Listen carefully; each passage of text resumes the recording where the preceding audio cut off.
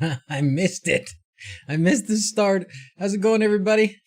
Happy Sunday. Woo! Stream time at last. At last. Hi, baby. Hi. How are you? Do you know where some sunglasses are? So if you have them for the person in the back on the team. How's it going? Sorry. I'm Mr. Mom in it today. I got no Mrs. Z's. Just me and the monkeys. Yeah. So it's been a kind of a crazy weekend. I don't think anybody's showered in a couple days. We've been, I have to show you what we've been doing. Can I? Let's see if I can figure. Let's do this. I want to show you this. This is going to be fun. It's going to be great. All right, let's see. I haven't done this mirror thing in a while, so let's work on this mirror thing. Remember that? The mirror? What was it? Here it is. This guy. And then I think I can do it here. All right. Mike, thank you very much. We're going to do some unicorns. Let's see. It's here. Like this. It's been a while, see? I forget how to do this. There we go. Now you get to see some videos. Sweet. Okay. Now, I'm going to go here. And this is the latest. This is, it's a bit choppy, but yeah, that's the girls in the golf cart and Dawson. That's what happens when Mrs. Z's goes out of town.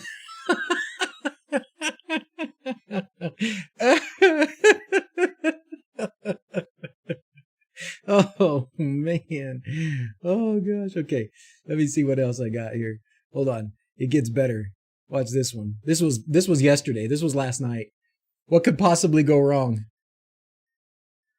This is how they wanted to make a racetrack.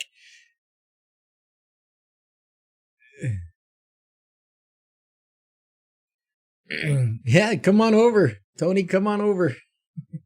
Dawson he's the weight on the pallet so that they could plow that field a little bit. Crazy.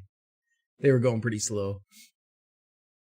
Poor dude. He takes a beating pretty well, poor Dawson. But now they got the pretty good track worked out there.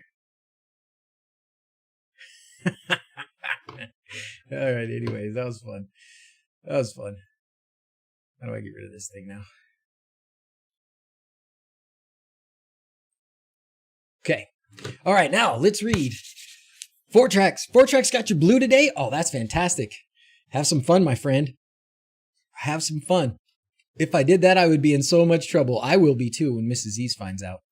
Or maybe the neighbors. I see you finished the electric car then. Yeah, that's the electric car now. And I do have a Hobbit door in my yard. Yes, that was our attempt at building the door for the actual Hobbit Hole. But we didn't do a great job. That was me saying, I think I can do this. And so I did what I thought I would do. And I would do it a little bit better, a little bit different. But it was so far from being like good quality production grade that we've got a guy now that's going to do it. He's like a professional door guy. He's never built a Hobbit door before, but he's built lots of other doors. He's got all the equipment, so he's going to build it for us. So 4 tracks, you're coming to Utah next weekend? All right. Well, come say hi. Oh, cut your thumb on the mandolin? Ouch. Ouch. What was somebody else asking? Somebody asked about, Thanasis asked about drone footage. So, we actually probably are going to have to hire somebody, but we're going to get, somebody to go out and do drone footage this week. So my life, our lives, as you can imagine, have been absolutely dominated by, thank you, Tony, have been absolutely dominated by, the Hobbit Hole and the TV show for the last the last week, basically. And it's going to probably be that way pretty consistently for the next few months. We got a tight schedule. We've got to get this Hobbit Hole built by June 1st for the TV people. At least that's their goal. They're really nice. They're not like they're putting pressure on us, but not like, they're not being mean about it, but we got to get it done. And, we haven't even broke ground yet, but we will this week. This week we will start digging at some point. we got a fire marshal came out and said we had to have a bigger road, or the road had to go closer to the property or where we're building. So we got to do that. But I want to get somebody to do some drone footage of it before we dig it. So is Restream not working? Oh yeah, it's working. I see it, Mark. I see you. I see you. Tight deadline, I know. How's it going, Quindor? Something changed with DuckDNS config in the last few months. I don't know. After I restarted my home system, I'm stuck with the initialization page. Oh no. That's a bummer, Joshua. I don't know. Honestly, I have gone to VPN and I haven't used, I mean, I still have that. And I don't want to tell you not to change it, but no satellite footage. How do I get satellite footage? Hey, Brian, TV show. I missed a few weeks. Apparently I missed something important. Yeah. So we're going to be on this TV show. Building off the grid. Building off the grid. So it's got a page on DIY Network. I think it's a yeah, this is one of the pages. I've seen a Discovery page too. It's the same episodes, but I guess it's a DIY as a subsidiary of Discovery, I guess. Yeah. Anyways, yeah, we're going to be on this. They're going to do an episode of us about this. And they've got a lot of episodes here that you can watch. And then on Amazon Prime, they've got some that you can buy. It'll be interesting. Like if it doesn't let us like show our friends, I'm going to be kind of bummed. I'm going to be bummed.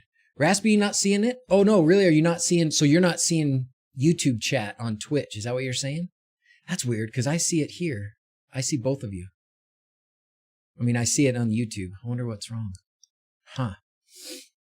So if anybody is up there in Southeast Idaho with a drone that wants to fly over in the next day or two and get us some awesome footage, that'd be great. Google Maps has not been updated in a long time for this site, unfortunately.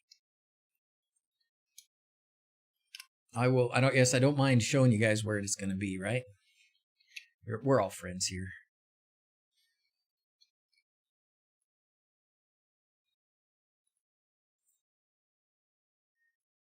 Okay, see where those little hearts are? That's it. So it's the booming metropolis of Preston, Idaho. Oh, and then look at this. How cool is that? Napoleon Dynamite's house from the movie, right? You saw the movie. Everybody's seen Napoleon Dynamite. Look how far it is. It's like, it's a mile, maybe. Like, I mean, it is so stinking close.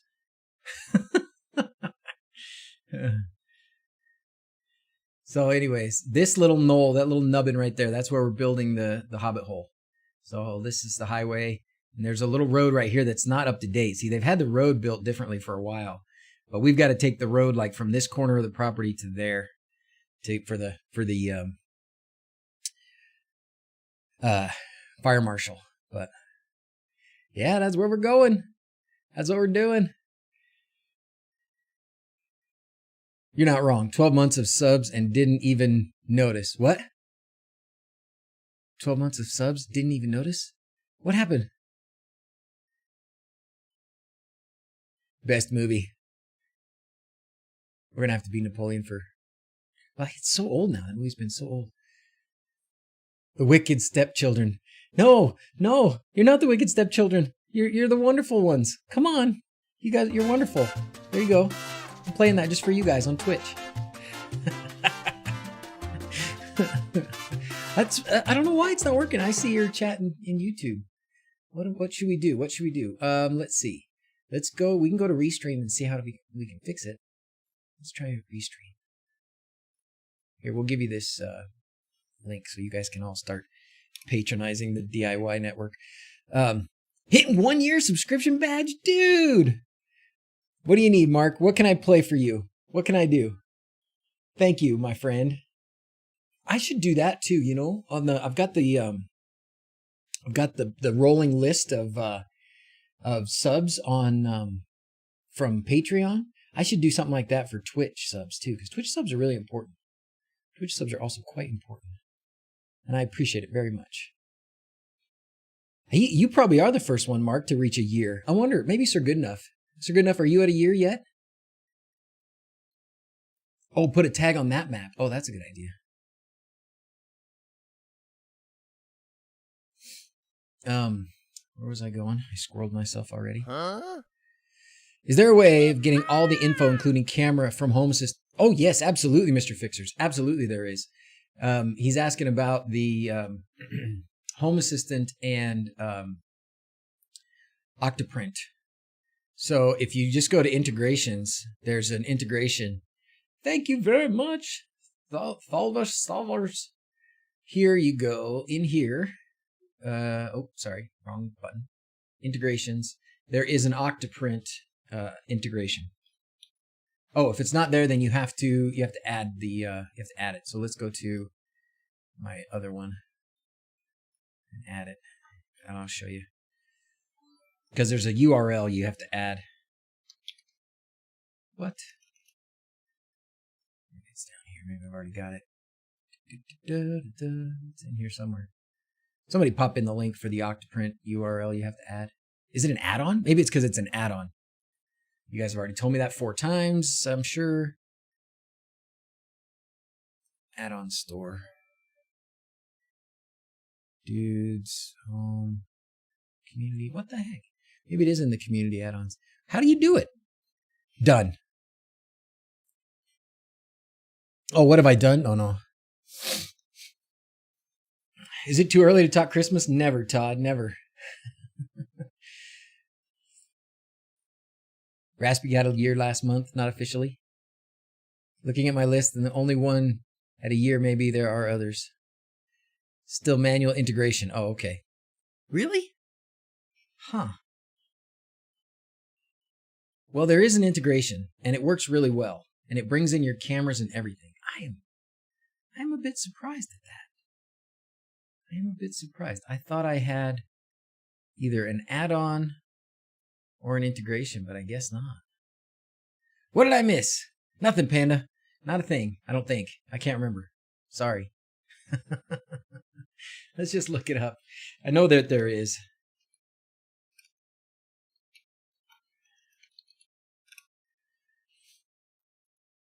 Here, it's right here. I guess it is still manual. Huh, that's funny. Okay, well, there it is. It's easy. Yeah, you do have to add it to the config still. That's crazy. I don't know what I missed. Somewhere along the way, I must have missed that. That was not taken care of already. Light things up a little bit better. Okay. New to Pixels, confused by how to set up my channels and what all I need. Oh man. Okay, well, Todd, I can't give you all the answers now because number 1, I don't know them all. But number 2, the place to go to get started is the LED lighting DIY channel in the Discord server. So go to Discord and check it out. YouTube subscribers much longer than a year. Now we're going to have like this Octoprint proxy. Live LED help. Oh, does that work too? Is there good enough? That's a new command. Thank you. That's awesome. That's fantastic. Yeah, it's a great integration. It gives you all kinds of sensor data and a camera, so you can trigger lots of stuff from it. It's great. You can have like because it like brings the camera in as a camera and everything. When you like the easiest thing to do, and somebody should do a blueprint about this. The easiest thing that you can do with it is when you have a print finish, when the sensor reports that the print is finished, then it could send you a notification on your phone that says the print's done. Pretty good, right? What printer am I using? I have 2. I have the Lulzbot Taz 5 from, like, I don't even remember when, 2015, 16, something like that. And then Ender 3. The Ender 3 V2. So the newest version, which is like, there's the Ender 3, then the Ender 3 Pro, and then the Ender 3 V2.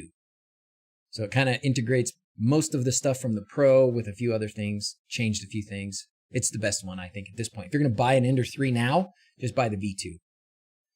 Middle-aged noob, no problem, Colin. I'm an old noob. ESP Home reporting temp back in Home Assistant logs. Is there a guide on how get this to plot on a graph? Probably, Colin, the thing to do, I mean, it kind of does as a history, but you can do do you want, like, how long do you want it to keep it? Do you just want like a history graph Lovelace card? Or do you want this like in a more official database kind of thing? So I think the two things that I would try, oops, that's my calendar of everything I'm doing. The two ways I would suggest you do it, one would be to use the graph card in Lovelace, and that should give you something pretty easy to see. Let me see if I've got to have a graph card here somewhere. So like this, I don't even know if that's a special graph card, right? This is just a that's just a regular graph card, I think.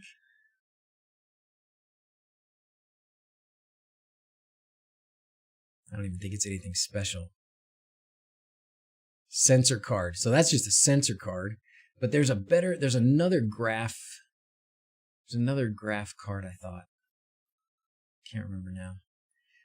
And then if you really wanted to go crazy, look, it's still trying to find dirty dishes. It's a laptop. Somebody put their laptop by the sink.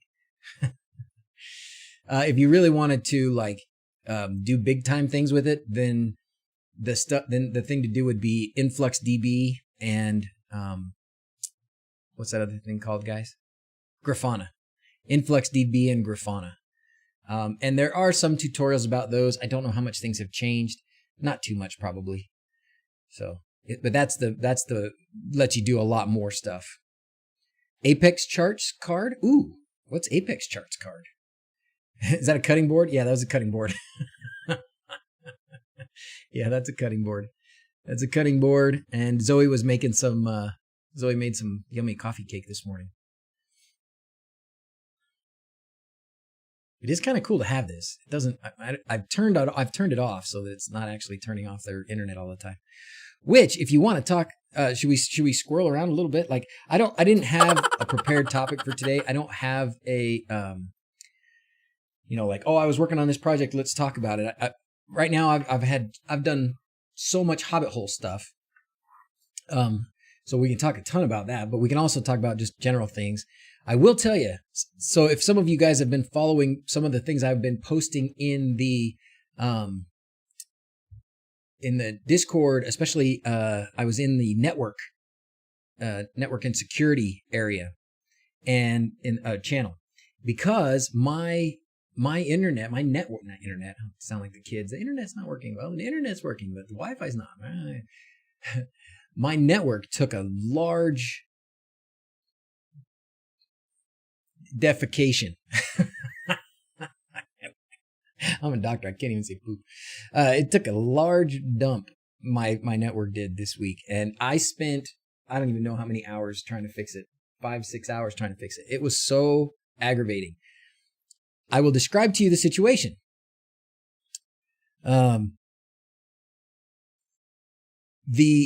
So something happened randomly at in the afternoon, like on Thursday or Friday, that all of a sudden I couldn't, no more VPN. I couldn't get into any Home Assistant stuff.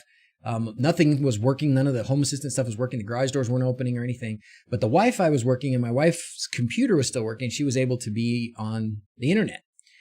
So when I finally got home from work, did a little troubleshooting, and it turned out that anything that was connected via Ethernet was not working, except my wife's Mac computer that was plugged in directly to the Dream Machine. Okay, what the heck's going on? And why? Maybe it's my switch, because I have this big 24 port switch. Maybe that's it. So I troubleshoot that. It looks like it's working. Best I can tell, it's working, but it's not communicating to anything. I tried connecting some computers directly to the UDM, and all of the Ethernet ports worked if I connected it directly. But if I connected a switch, even if I connected a switch to the UDM and connected more than one device, more than one thing, it wouldn't work. I don't know what the problem was. I thought maybe it was wires, maybe something shorted. Like it was driving me nuts. I was on chatting with the Unifi guys for a few days, and what finally worked, and I have no idea still why, but what finally worked was I disconnected everything from all of my ports, right? I got this big 24 port switch downstairs. I've got one up here that's like 8. And I have a couple others that are like 4, right? Because you bring Ethernet into one room, and then you've got a Roku and an Xbox, and the TV connects directly, and a PC, and they're all in the same room. You don't need 4 Ethernets. You bring it up, you put a little switch with 4 ports, and there you go. And in my office here, I've got a bigger switch, like 8 ports, and that should be fine. So what I ended up having to do was disconnect everything that was connected to a port. Then I connected the ports to the UDM, the switches to the UDM, and then one at a time connected back all of the devices. And then they all worked. I think they're all working. Actually, I'm not 100% sure they're all working still. But what in the crap is that about? Switch looped back? Maybe. I don't know what that means. Is that where do I have like the switch connected to something? Broadcast storm? I don't know, but it sucked. Sounds like a loop somewhere, maybe. Could be. It was painful. 3, 4, 5 rule. Ooh, what's that, Frederick? What's the 3, 4, 5 rule? Sounds like a loop. Spanning tree. Somebody brought up spanning tree before. Some of these terms are new to me, so I don't know what. I can imagine what a loop might look like. Self-inflicted ARP storm. I don't know what ARP is either. I know what AARP is. Switch connected to a hub, then back to the switch. Yeah, maybe that happened. But like, maybe, you know what, if that would have happened, I don't see how that could have happened. I mean, it just randomly happened in the middle of the day. Like, it was fine. And then it randomly happened. Do you spanning tree is to prevent a loop? Hey, Sir Charles, I don't know what that means. So how do I do spanning tree? Give it a whack. I was afraid I was going to have to like buy, what do you call them? Controlled switches or whatever, but spanning tree controls routing and would stop the loop. Port security issues. I don't know, but it made me batty, made me nuts, because here I am trying to put more things on Ethernet because it's more reliable. And then that happened. To be avoided. And it's not fail-safe. Available in Unifi. I probably should get, managed switches, right? Wireshark, TCP dump, could have told you. Okay. Sounds like poop. It was poop. Seamus, it certainly was. Squindor, running multiple home assistant installs, which would cause a broadcast storm because of MDNS storm. Next time, try and disconnect one or more home assistants. Oh, maybe that's what it was. Ban all Apple products. Turn it off and on again. So many times, Mike 47, so many times. And I'm trying to troubleshoot this from home or from work with my wife at home. And she doesn't know these things. I got to describe to her what the cable looks like. She's supposed to take apart, or supposed to unplug and plug in. If you have network drops around the house and then one cable is lying around and somebody plugged it into an empty wall socket and this cable goes back. It could be. So would I recommend Unifi? Wow, Panda. Golly, I tell you what. I don't know. It's hard to say. Like, is Unifi the cause? I don't know. I can tell you this. I will say this. Unifi is not for the uneducated in network equipment.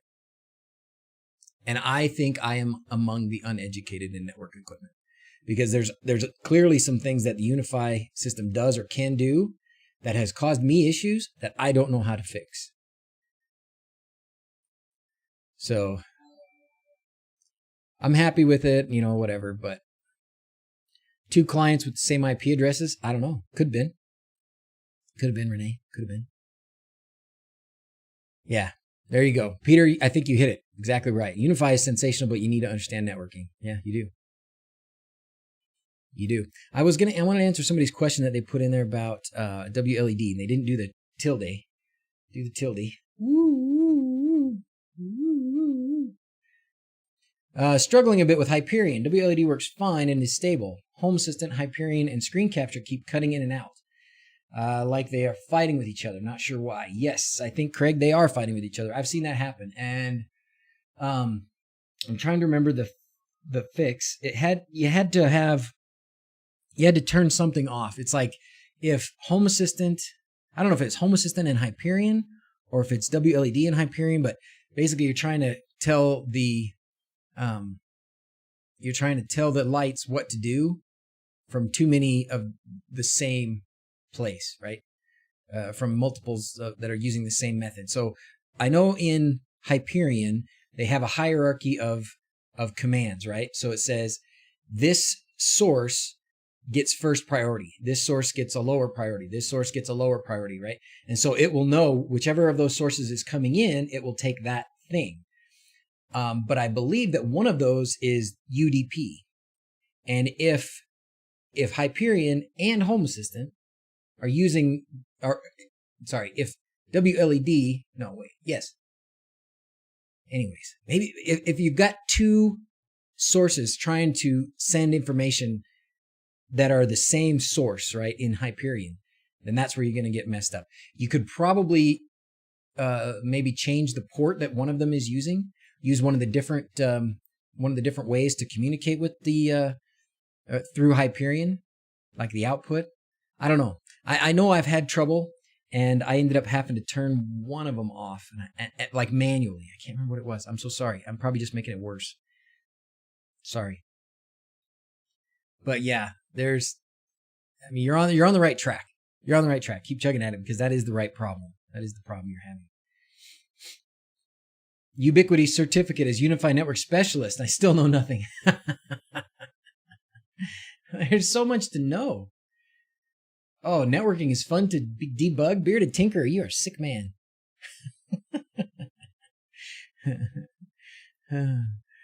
Oh, man. Well, I can tell you I'm glad that I got it fixed. Once I got it fixed, I was much, much more happier. Much more happiness.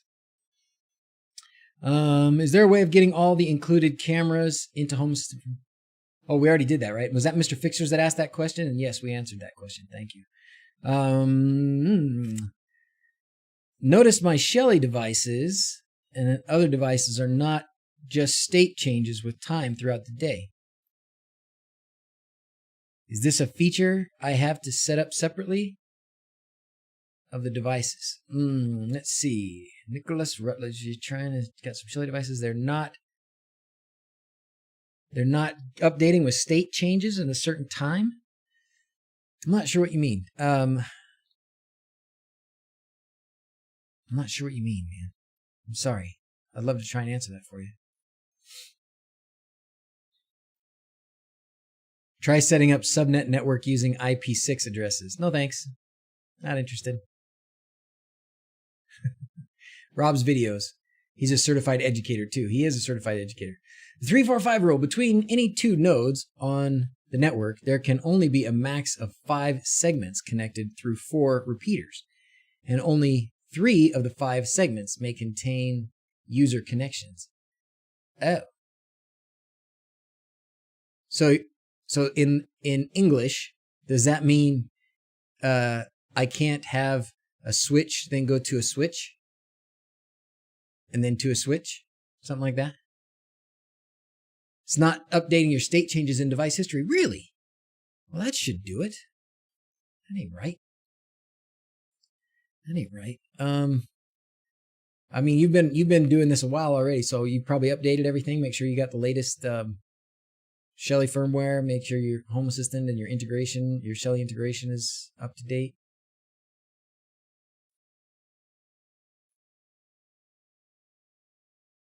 They always show on. Huh. And how are you connecting to them, Nicholas? Are you using the Shelly integration, or are you using the old? Because now there's an official Shelly integration for Home Assistant, which is pretty good. There used to be one that was a little less official, I think. Or you could still do with Mqtt. 66,200 nuts. I think I should just. What do I do? What do I do with 66,200 nuts? Correct. You can't keep daisy chaining switches. Okay, so maybe that's what I've done. Maybe that's what I've done. I broke it with the Shelly integration. Huh. Anybody else having issues with the Shelly integration? Like Nicholas? I got to say, in mine right now, I still have them. I only have one device.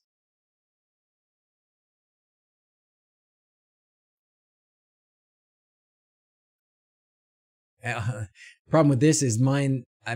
I haven't been turning it on and off, so the history is only going to show. Like it's clearly only going to show that it's been on because I haven't been turning it on and off. So I can't help you with that one. And this one's only been off too for days. Huh. I would really expect it to. I guess let's do this. Let's turn this one off. And then we'll turn it off. We'll come back in a few minutes and we'll turn it back on and see if it shows. Anything else funny about your setup, Nicholas? Are you using Home Assistant Core, the operating system version, or are you using a different version? I don't know, anything else different about yours? Anything different between you and this? My Shelly has been pretty happy. Integration has worked fine for months. However, it is slower and showing state changes than Mqtt. Oh, maybe that. Other than that, no issues. Okay, so it's slower than Mqtt at showing state changes. I wonder if it does it poll every so often? Is that why? Is Home Assistant just polling the switch every so often? Shelly Dual, and it cannot get it to appear in the Shelly integration. Oh no. I wonder why, Paul. Can you update the firmware on that device, the Shelly device? Maybe it needs that. History section is not even available. I'll send a screenshot in Discord. Okay. Send it to everybody, Nicholas. Yeah. Post it for everybody to see. Not just me. You can make local breakout switches. Rockslide Festival, we actually did switch daisy chaining. It worked like a dream. Well, I mean, as much as I would complain about spending the money to buy a new switch. If I bought a new fancy Unifi switch,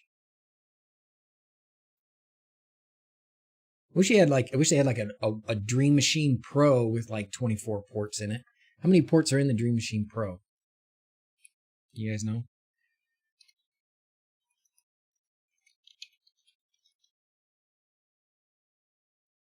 I think it's only 4, 8. Oh, I guess it's 8. It's not enough. Yeah. I mean, 8. That's not. Oh, looks like this. What goes in here? Is that a hard drive? Yeah. Not more ports. What's that?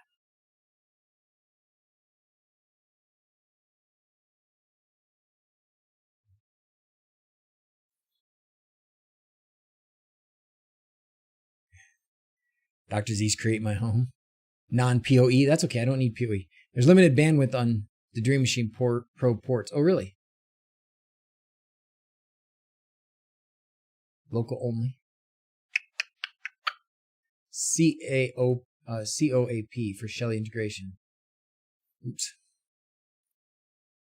More or less, it's fast, but Mqtt is faster. Tested both a lot of device types from Shelly. Okay, good. Bearded Tinker's got a great answer for you. So you're not going to get it to be any faster than Mqtt. That's just the way it is. Just the way it is. UDM Pro connected to a 48-port PoE switch with 10 gigabit. 1.21 gigawatts. SPF Plus. I don't know what an SPF Plus is. Hey, James. I think you'd like their door access system if you're going to go that way with the Dream Machine. What network switch do I have now? It's a Netgear. It's non-PoE 24. It's not like a junky one. It's not controlled, or it doesn't. I can't do different things in the Dream Machine with each port. I have lots of access points. I don't need more access points. I need more Ethernet. Or I need Ethernet ports that aren't going to have problems like that. It's layer 3 root in VLANs. I don't know what that means, Niels. I don't know what that means. Throw out Netgear rubbish.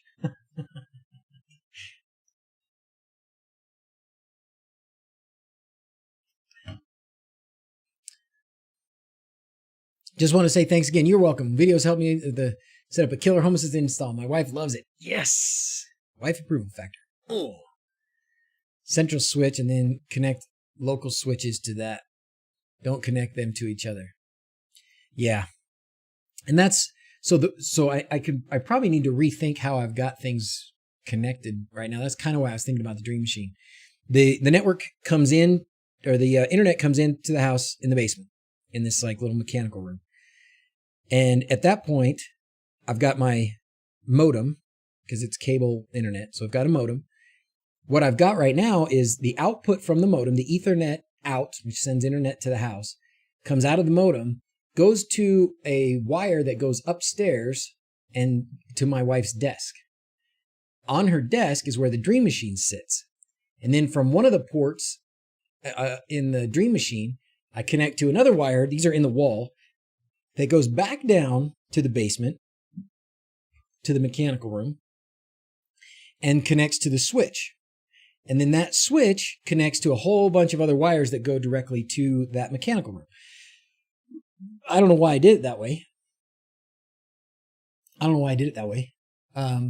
Why didn't I just I think it was because I wanted to connect my wife's computer, and I didn't know at that time when I think it's just a holdover. It's an old thing. Like I did it years ago that way. And then I just keep switching out the router, and I just, I had a Netgear, and then I had Google Home or Google Wi-Fi, and now the Unifi. And I've always kept them right there by her desk.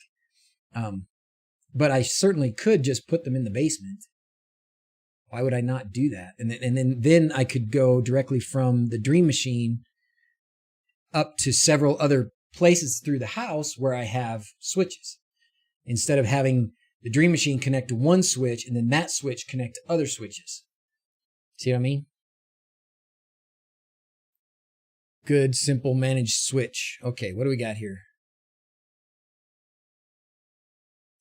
Is it worthwhile? Is it worth spending the money to get the Unifi switches? Yeah, see, that's not bad.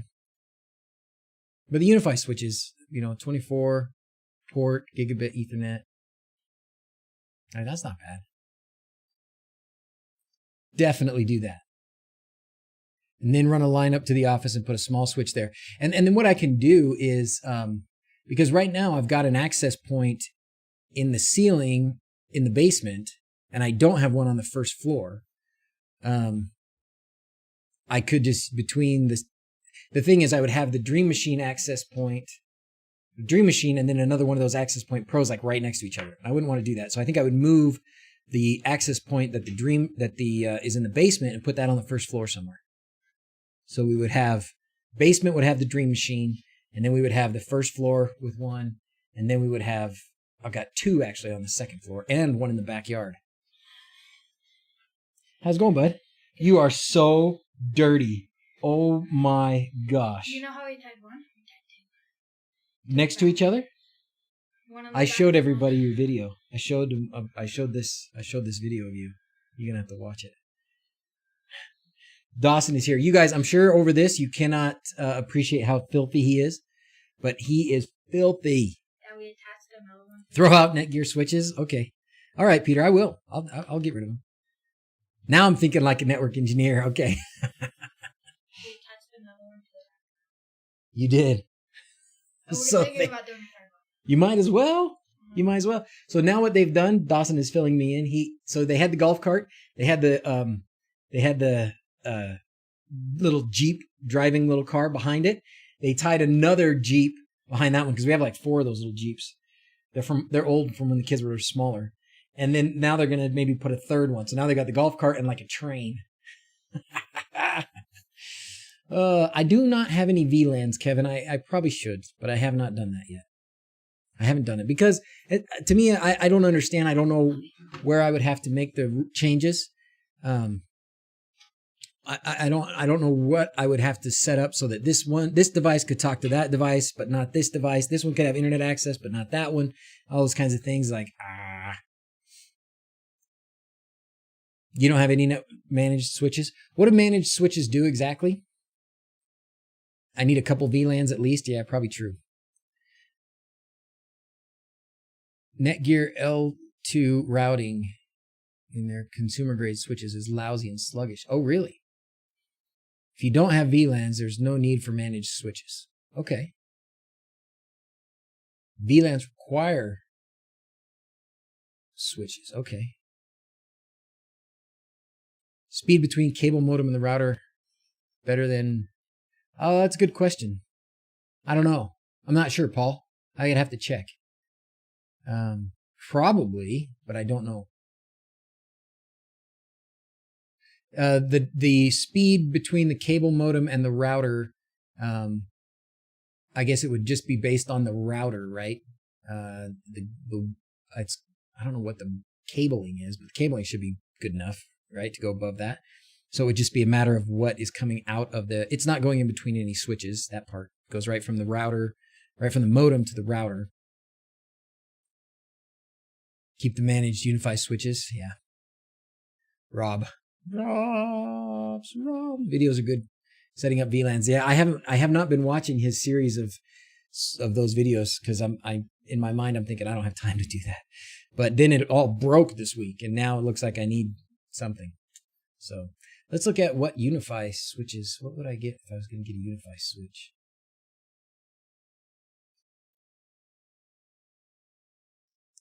Are these managed switches? I don't want these, do I? I want this. Yeah, these PoE. I saw it was on some $1,000. You crazy? You crazy?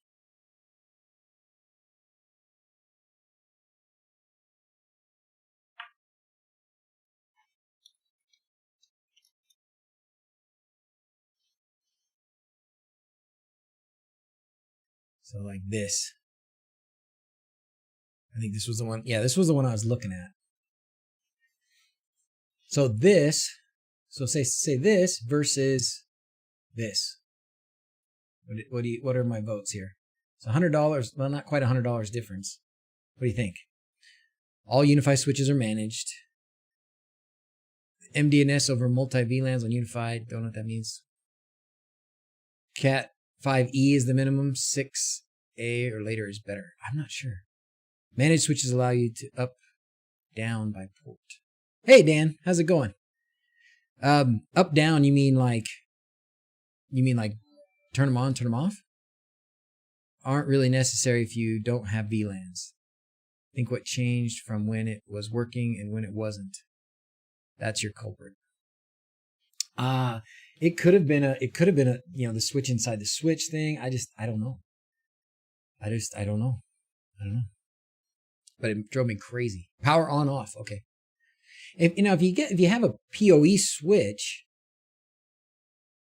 you can't connect non-PoE devices. Or can you? You connect non-PoE devices to it? Won't those be getting 24 volts or whatever, 48 volts and go boom? Or do you turn on and off the voltage at each one?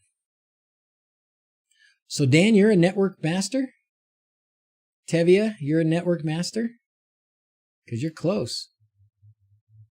PoE ports are fine for either. Okay. Auto sensing. Okay. So if I do that, B&H has the switch for 189, do they? John, this same one right here? You guys are all network engineers, huh? I swear. Yeah. I ask network questions, I get so many answers. Oh, man. How's it going, Photochromax? That switch does not have PoE. Yes, this switch does not have PoE. And I'm not sure. I would have to think about PoE. I think what I would do is probably not get the big switch to be PoE. But, I mean, what's the price difference? If we go with the 24 that's PoE, it's probably this one, right? It's going to be like $600. Oh, $400. So is this one PoE? Or not? 10 gigabyte SPF plus. No, so this one's not PoE either. And we ask the Home Assistant questions and you get answers. It's a great deal. We got a great thing worked out. Oh, yeah, see, $700. No. The Pro 24 PoE? No. No. Just a warning, Unifi may not honor the warranty depending on where you buy the Switch. I've seen a couple people buy PoEs from Amazon, or APs from Amazon, and warranty wasn't honored. No kidding. More flexible and cheaper, but much harder without network knowledge. Child's Play in comparison. Okay. If you know network stuff, then Mqtt is nice. Okay. Well, I mean, it's not that much difference if I go with the non-PoE one. I would need, so here's the other question. Are my UDM ports, are the ports out of the Dream Machine PoE? Because I would like to be able to power my access points with PoE. Because I do have my, I have 1, 2, 3, 4 access points. Don't touch your face. It's been a year, guys. No, it does not. Okay. So maybe what I would do, crap, man, that sucks. So then,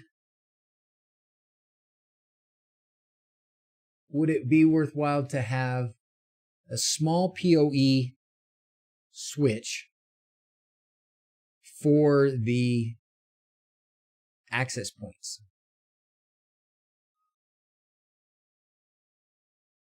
Stick with the one I have, the big one, my big 24 port Netgear ones are good enough. That's what you think?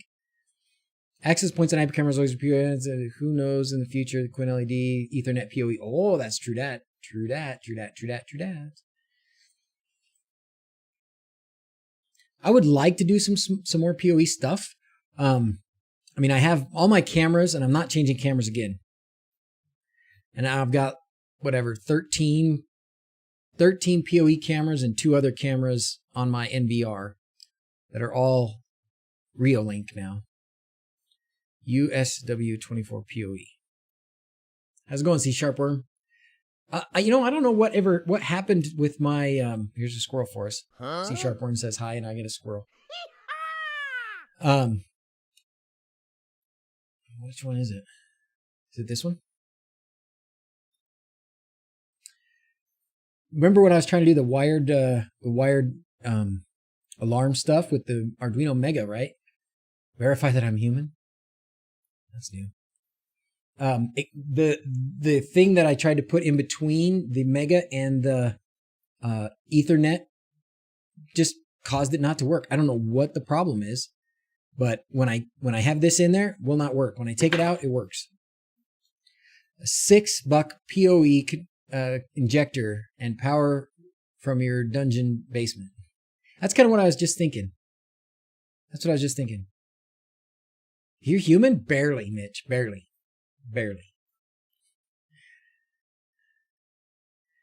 Illegal reselling warranty issues. Oh, is that what happens? Happens to you. That should definitely be something you can get Amazon to refund, basically.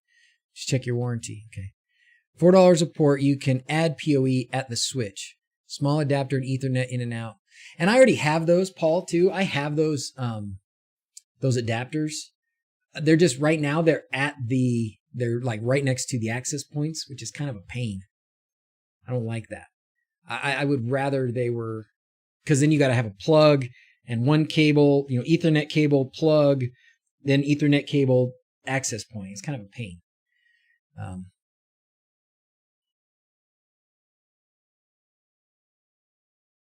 Yeah. Loose adapters becomes a big mess. 8-port switch can get to turn on and off the PoE. When you have to manage all the stupid power plugs, if you can afford it, the PoE switch is well worth the investment. So if I got a small PoE switch, let's go back to Unifi here. And if I got their like smaller PoE switch, so this was the one that was like $600, right? Yeah, $700 now.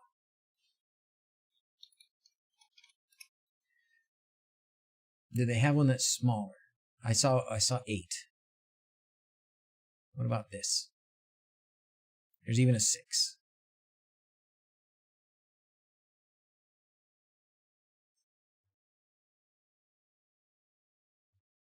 What? And these mini flexes, these are not PoE. Oh, wait, they are? Managed switch powered by PoE or really? Huh. Even if they have a 4-port PoE, I have it on my desk and it is amazing. Wow. So is this the one you have, Tevia? Is this it? Awesome. Wow. Powered by PoE. It doesn't have PoE. I see. Powered by PoE. Well, that would be nice too, though. That would be nice too. All right. Well, looks like we're going to do some. Oh, here's the 8 PoE Lite. All sold out. No.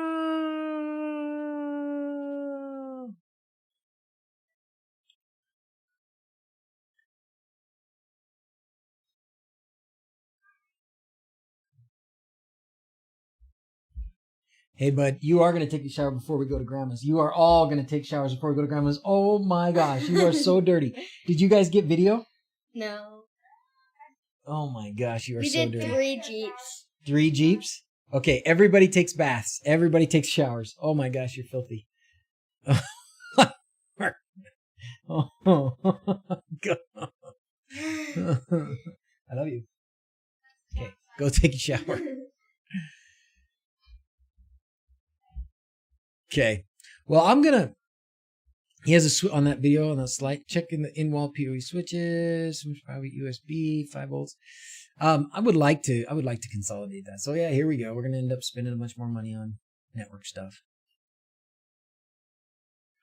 It's too bad this one's sold out. No, the Wi-Fi will be the same, honey.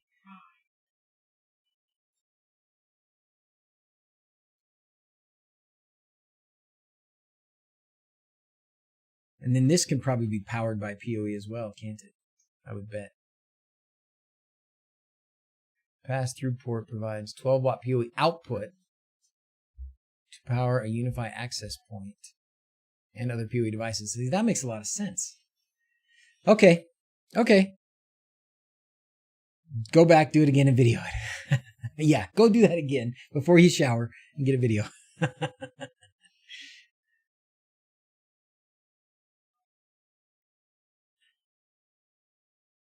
Well, I'll have to look. I'm gonna have to think about my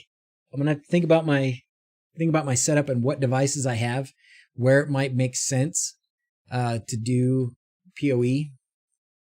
Just go for the big one.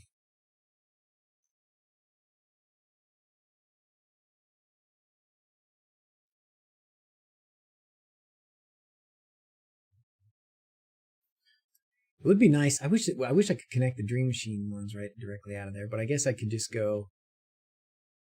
Anyways, whatever. Do you ever plan to do VLANs? If not, don't waste money on managed switches. It's just a waste. I would really have to understand better the advantage of VLANs. So maybe that's what I should do. Maybe I'll learn that first, and then make that decision first. Do I need VLANs or not? And VLANs are just like separate networks, right? And so right now, technically my Reolink NVR is a VLAN, right? I mean, each of those cameras has its own IP address. That's a whole different subnet from everything else. And even though the NVR connects to the network so that I can see the cameras, I can't otherwise connect to the cameras individually, right? Can some of the old gear go to the Hobbit Hole? Yeah, it sure can. In fact, that's probably what I would do with the Dream Machine. If I were to go with the Dream Machine Pro, if I go with the Dream Machine Pro, does the Dream Machine Pro have PoE ports?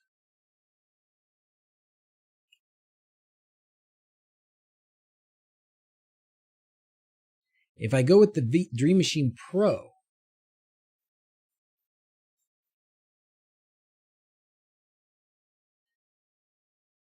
go big or go home. Instead of learning about VLANs in Rob's videos, you could learn Danish. And I'll make a video. Thank you, Kenneth. No PoE Pro. What?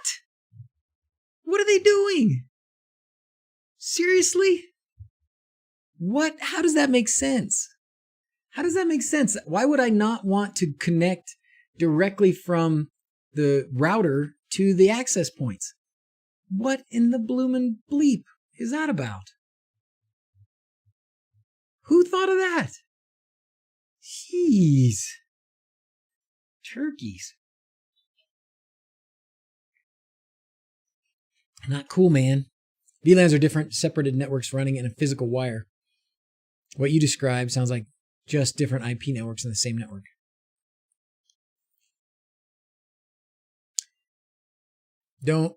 If you don't need to protect your cameras, you don't need the UDM Pro. Okay. They want to sell you a PoE switch as well. Probably true. Routers are meant to separate networks, probably because of the Ethernet run length. Home automation stuff uses...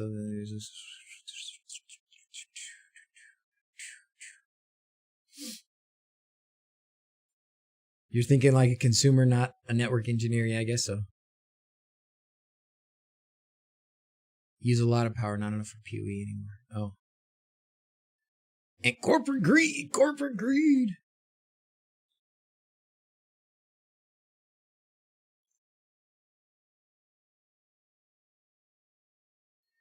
VLAN for my IoT devices would help reduce broadcasts, Paul. Help me understand that. So it would help with the communication from the IoT devices to not interfere with communication like from your phone to Netflix. Is that what you mean? Or like, is that what you mean? VLANs increase security also.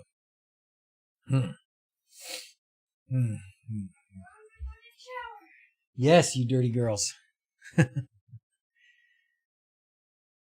Scrapped all my Cisco. The service is terrible. Much worse than Unifi. Oh, that's good to hear. Okay. I don't know that I have trouble with that.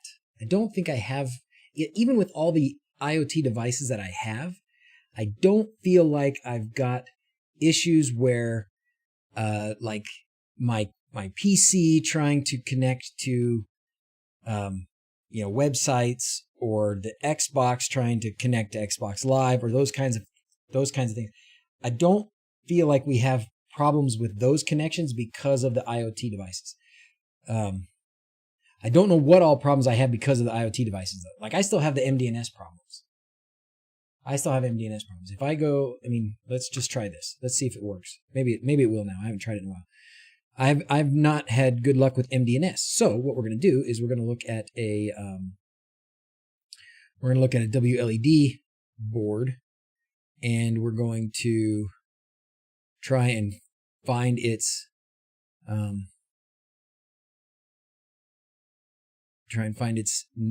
name on MDNS here. Okay, so let's try. Ouch.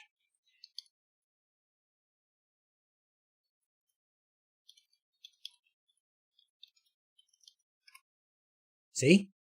Why can't I get that to work? I'm looking right at it. HTTP WLED-dragon.local won't come up.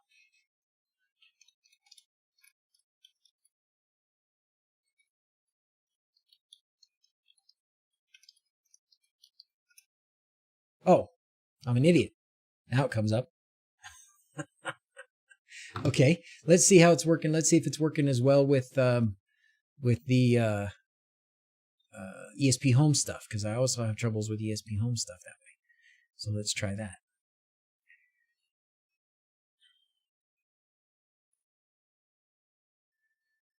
Let's try one that's connected here.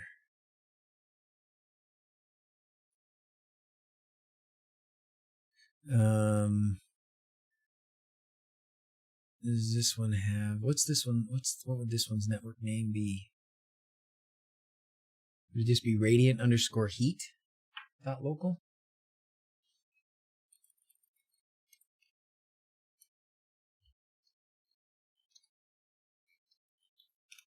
Oops, not here, dummy. See, yeah, if I spell it wrong, it doesn't work. No. I don't Uh-oh. Too polite to disagree. Who, me? Do I have any Unifi switches now? No. I haven't been watching all of Rob's videos because I don't have.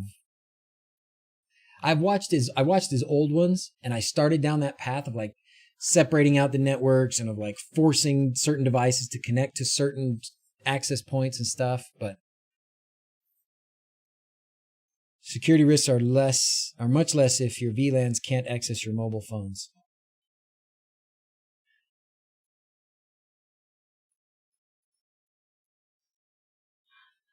I would have thought that would be the name of it. You're gonna yeah. Yeah, so like these just don't work for some reason. Like saltlevel.local. Why does that not work? Used to work, or sometimes has worked in the past, but it's not working now. So those kinds of things, when it comes to my my network, I'm kind of like, what the heck? Okay, this one works. Powermonitor.local works. Why don't the other ones work? Photochromax, you don't like MDNS in general? MDNS repeater on? That's a good question. I don't know. Probably.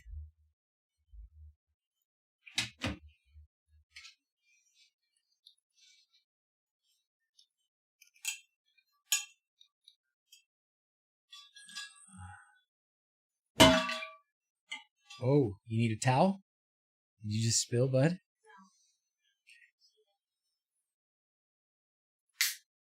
MDNS is unreliable? Because MDNS stinks. It's an Apple protocol. What do you expect? Oh, okay.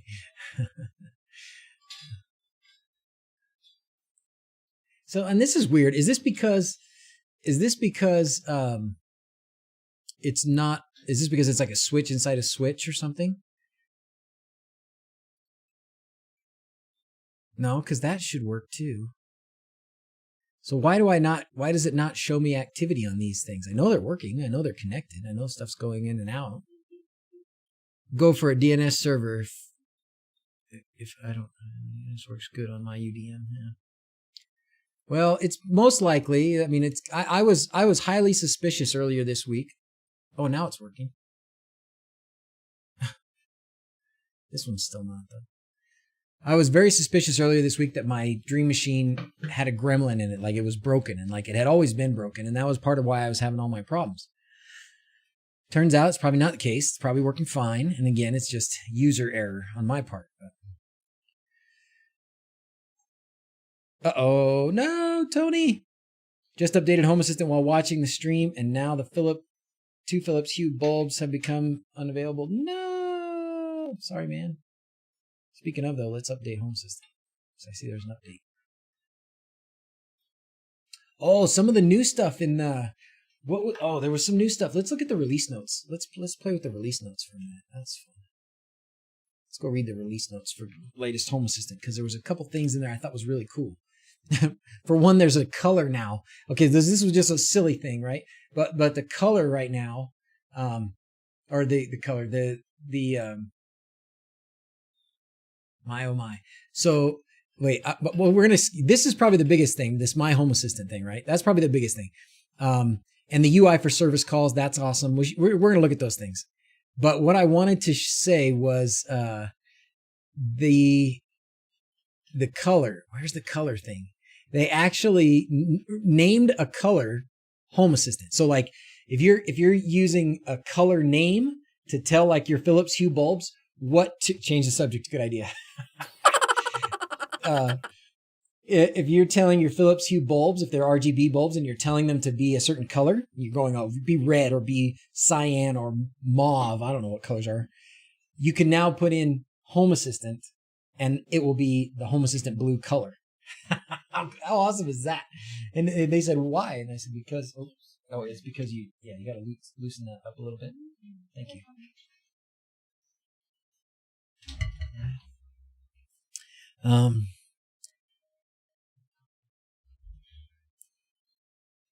Hey, Tycho. Nick does tech things. Screenshots of Home Assistant not showing your device histories. Did you put that in the chat for everybody? Okay, we got that answered. We got that answered. Scene attributes, text color, background color, icon color, server side. Configuration checker claims these are invalid attributes for scenes. We can look at that for minutes. Change over to Hobbit. Uh-oh. What's up, Thiesk? Hold on. It's getting better and better. What's getting better and better? Can change over to Home Assistant automations again. Oh, because the home... Okay, yeah, the integrations, the Home Assistant stuff's getting better and better. Hey, I can go back from Node-RED now back to Home Assistant. Anyways, I can't find it. I don't know where it went, but somewhere in the notes here, it does say that they made a color. Oh, here we go. You can now use the Home Assistant. You can now use color Home Assistant as a color name in your light service calls, just because we can. Made it into the stream intro. Sounds like crisp for Patreon. Thank you, my friend. Thank you for doing Patreon. And yeah, I had like in the last week or so, I had like 3 new $5 patrons in Patreon. And I was like, oh man, I need to update that for sure. Okay, so let's talk about some of these things because they are pretty cool. Supervisor. Oh, supervisor is now in Norwegian. Flexible variable automation triggers. Support the use of variables and limited templates in automation triggers. Oh, wow. Wow. So you could say, when making blueprints for MQTT-based automations. So the trigger could be, wow. So anything, room, switch, node, payload, state, value. Wow. Okay, I can see that being cool for people who know really how to use it. Z-Wave didn't do anything with that. So this was cool, fan speed. So if you've been stuck, if you're using fans and you wanted to control the speed before you had low, high, mid, off, whatever, now you can go 0 to 100, like in percent. So that's awesome.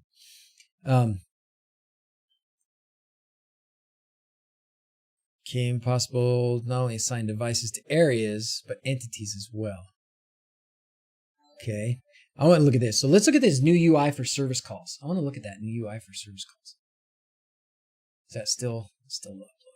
Oh, is it back? Yeah, it's back. Okay. Service calls. Let's look at this. Because I do spend a lot of time here. So this page definitely looks different. So let's try a service. Let's just try the light turn on one. Light turn on service. Oh, sweet. Wow. Targets. What should this service use as a targeted areas, devices, or entities? Wow. So you can pick an area. So you could like pick every light that is in the living room or something like that. Flippin' sweet. Oops, sorry, I hit the microphone. Always hold off forever on updating because I'm a coward. Shark Tamer. Hey, I used to be that way, but they have gotten so good. Like I bet you it's been a year since I hesitated to update Home Assistant. It's been a while. This is totally awesome. So you can pick. Okay, so let's pick an area. No matching areas found. Oops. Do I not have any list of my areas? Maybe I don't have enough areas. Maybe it's because I haven't put any things. You know what? I probably haven't been putting things in areas. So here's a reason to definitely go in and put your devices and your entities into areas, right? Because I can't even use this because I didn't do that. So lame. Or if I pick here. Yeah, see, there's no areas. I don't even have any areas. That's weird. I should have some. Pretty sure. All right, I saw a couple subscriptions go by, so we'll play a little something. Thanks, everybody, for subscribing. Thanks for being here and helping me with my network today, everybody, too, by the way. All right, let's just pick an entity then. Let's just pick the desk dimmer. All right, desk dimmer. Because transition. 3 seconds. So it'll slow. Hue, saturation, color. It can actually do, this light can do this. I wonder if that. So is there a slider? I thought that would turn into a slider. Maybe this device does not support that? No. I thought this was a slider. Do I just need to put in a number here? Oh, yeah. Okay, so I just need to put in a number. Okay. So we'll do that. Color temperature. Wow, that's cool. Brightness. And you can do it in 250. Man, this gives you all the options. This is so nice. Oh my goodness. Oh, that's a slider too. That's good. I think it's because I have this dark mode on that it looks a little funny. Yeah. Probably be easier to see that you're supposed to type stuff in there if you do that. Name of a light profile. That's different. If the light should flash? What? Okay, let's see what this does. Failed to call service. Oh, why? HS color. Okay, because this one doesn't do the HS. It doesn't like the HS color. So we'll just take those things out. That's fine. Okay, so it came on. And now I thought it was supposed to flash.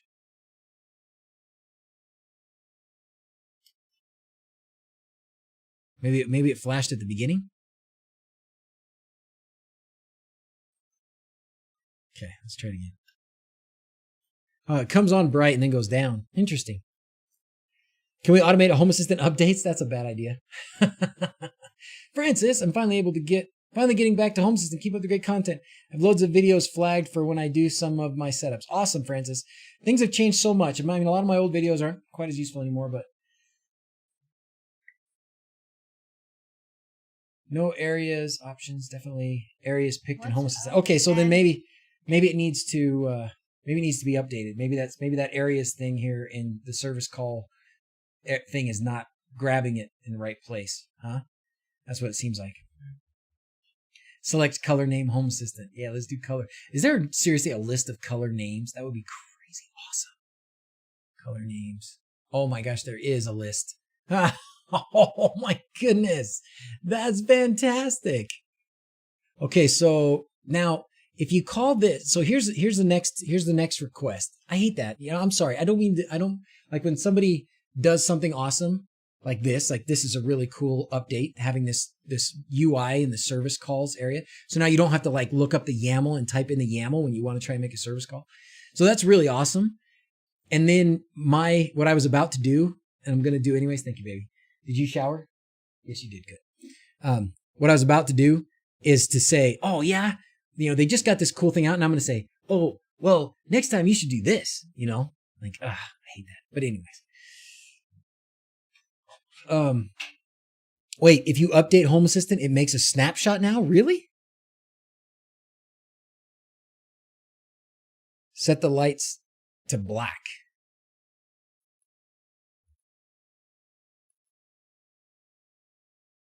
Didn't change anything. It's probably because this light does not receive color data. It's not an RGB light. It's not an RGB light. That's crazy good. Frank was on about having a test this service call button in the next release. It asks if you want to make a snapshot first. That's awesome. Okay, so now what I was going to say, oh, perfect. This is what they already did it. What I was going to say is, so let's say we set up the service and we've got the light doing exactly what we want. Now I want to use that as the action for my automation. Well, now I got to write this all in YAML, right? No, you go to YAML mode and it gives it to you right there. So now you copy that out and you paste that in for your automation actions. But honestly, my guess would be that UI is going to be in the automations editor if it's not already anyways.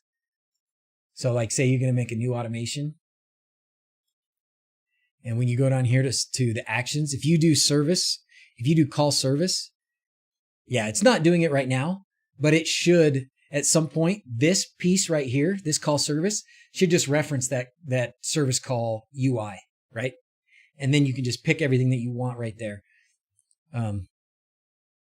Because right now, right now I've got to do this, you know, I've got to find that light. Oh, light turn on.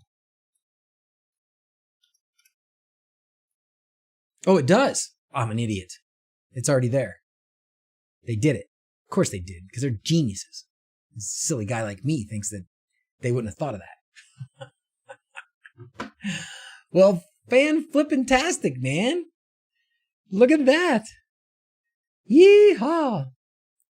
MQTT password. Oh, is password not a good one for that? I always use password. Would be nice if there was more seamless way of using YAML files and the UI together. Maybe Shark Tamer, I don't know. But there it is. Unless there is. There is. Obsy. Oh, darling.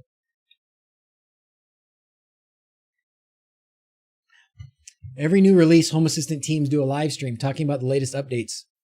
Yes, please do follow them. And I have tuned into a few of those. They're helpful. Usually it's like while I'm in the car driving home from work on Wednesday afternoon. So I only get to watch for a little bit. Well, that's cool. Okay, so this is really awesome. I love this call service UI. And I love that it's in the automations editor too. Beautiful. Leave. I hear something screeching in the closet. I think it's my fan. Hold on.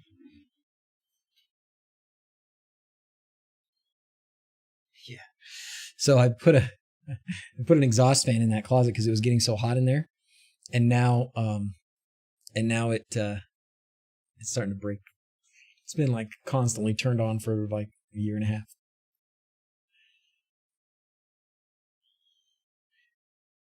Scene attributes, text color, background color, icon color. Configure checker says these are not valid attributes for scene. Now, okay, let's answer this question from, it's been a while ago, but let's answer this question from Peter Hahas. He says, so scene attributes, text color, background color, icon color. So those don't sound like scene attributes to me. Those sound like user interface attributes to me. Scene should show you like, a scene should have,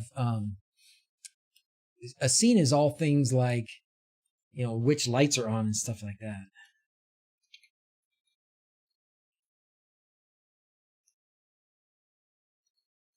I don't know if this is going to find.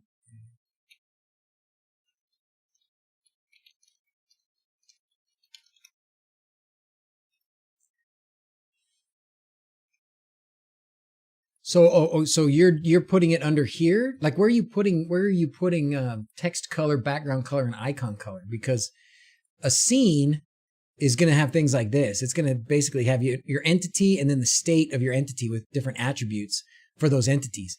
And I don't know of any entities like a light or a switch or a controller of some kind, I don't know, that would have text color, background color, and icon color. So I think what you've got with those is a mix-up between what you want for the scene, like in your house, and what you want to look at something on the user interface. That's what I think.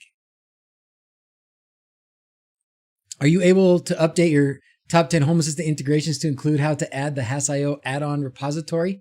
Oh, I finally got my Home Assistant Blue yesterday, and I ordered on December 14th. The Home Assistant install doesn't include that repo. The Hass.io add-on. Oh, Hass.io add-on repository? Well, okay.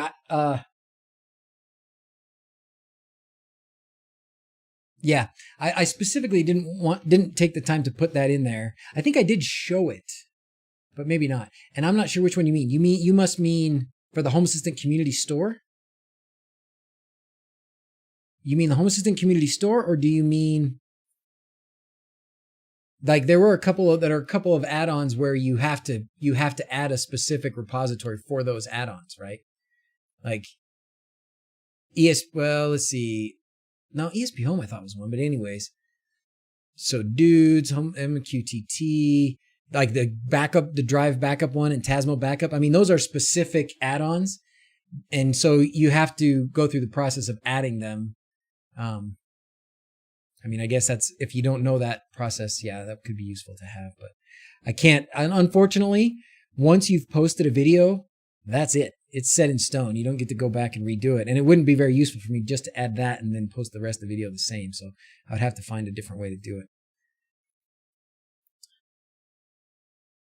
VS Code should be in the community add-ons, which should be part. So Home Assistant community add-ons, I Are these not really a part of it when you first started up? And ESP Home, ESP Home is also now here. Okay, so ESP Home is here under the community add-ons. Does this part really not show up? You can delete parts. I didn't even know you could delete parts. Oh yeah, you can. Yeah, I know what you're saying. You can go in and edit them, and that's how you can add, like, you can fog things out, and you can clip things out there too. Is that what you're saying? Your last stream, the 2x Sonoff with power monitoring. Do I have a link? I don't, but I can just, if you just go Sonoff dual R3. I mean, I probably could make a link, but it's not worth the time it would take. So there you go. Really, that's surprising. So the Home Assistant community add-ons, you have to add the repository for those. Did not know that. Huh. I guess I did it so automatically I didn't even realize it. Sorry. Interesting. If you don't have the supervised HAOS image, then you can't have add-ons. So there's that too. There's that too. Take out copyright strike stuff. Gotcha. Gotcha. Oh, advanced mode. Oh, Thenesis says you need to just enable advanced mode. Well, maybe that's what I did. Deep stack object. Oh, I think that's because I turned that off. Community add-ons aren't in Home Assistant initially. I had to add those so I could install the add-on you recommended. Yeah, sorry about that, Howard. Sorry.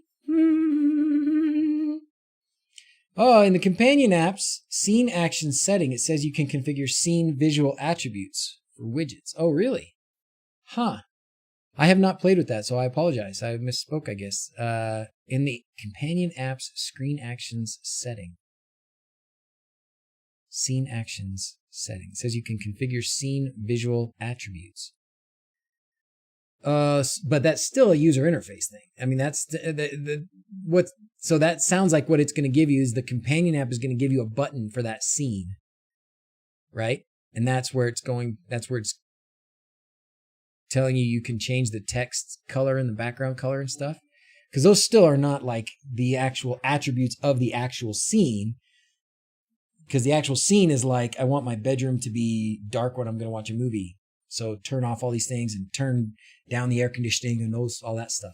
That's the actual scene. So that's still what you're talking about is a user interface part that maybe that's doing. I got it in the end. No switching to advanced mode. Didn't work. Okay. ESP Home has now been added to the community. Yeah, I got that one there. That's awesome. How many Unifi devices are you using for My System Works? I need to replace my router, but I'm not sure if Unifi is worth it or is trouble. Well, I can tell you this, Edgar. I can tell you this. The nice thing about having Unifi is there is a very knowledgeable community that is very responsive, and many of them are right here. So I ended up finding the solution more or less randomly on my own, but it was not for lack of help from other people. So you would have a hard time probably finding people as available to help should you run into troubles with a different kind of router, different system. Also, you probably would be less likely to run into those problems with a different kind of system because they don't give you the option of making some of those adjustments and changes. And they don't probably have maybe the protections or certainly the options that you have with Unifi. I go back and forth. I was about to drop kick it. I was mentioned how the the Dream Machine kind of is shaped like a football, and I was going to drop kick it a couple days ago. Now I'm talking about buying more Unifi stuff instead.